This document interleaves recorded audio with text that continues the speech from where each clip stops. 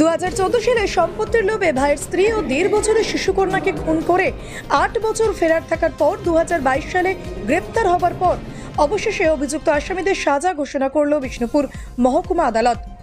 20 March অর্থাৎ গতকাল ওই আসামিদের অর্থাৎ সন্দীপ চ্যাটার্জি ও তার স্ত্রীকে দোষী সাব্যস্ত করে সাজা ঘোষণা করল বিষ্ণুপুর মহকুমা আদালত।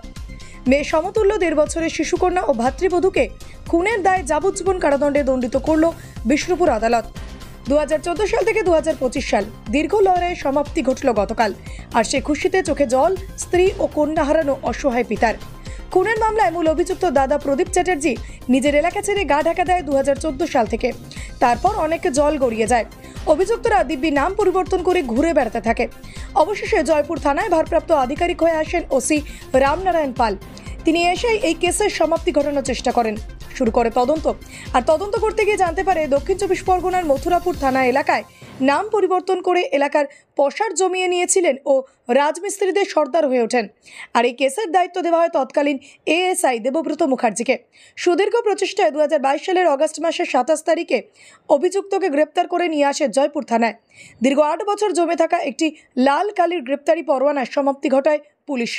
নিয়ে যাওয়া হয় বিষ্ণুপুর মহকুমা আদালতে। বিচারক তাদের জেল হেফাজতের নির্দেশ দেন। আর এই কেসের এবার রায়দান করল বিষ্ণুপুর মহকুমা আদালত। এক কথায় বলা যেতেই পারে পাপ আর পাড়া কোনোদিন চাপা থাকে না। ঠিক তেমনই কর্মের ফল যে ভোগ করতেই হবে, এই ঘটনায় বুঝিয়ে দিল বিচারক। Bureau report, BCN Bangla.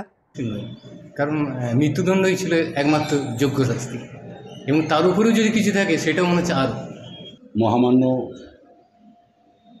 ADJ Aniruddha Maiti মহাশয় দুজনকেই ভারতীয় দণ্ডবিধির 302 ধারায় যাবজ্জীবন কারাদণ্ডের নির্দেশ দিয়েছেন এবং 50,000 টাকা জরিমানার আদায় নির্দেশ দিয়েছেন, অনাদায়ে 6 মাস জেল। এবং ওই ডেড বডিগুলি তথ্য প্রমাণ লোপাটের জন্য ভারতীয় দণ্ডবিধির 201 ধারায় দুজনকেই 7 বছরের কারাদণ্ডে দণ্ডিত করেছেন এবং অনাদায়ে 3 মাস জেল আদেশ দিয়েছেন।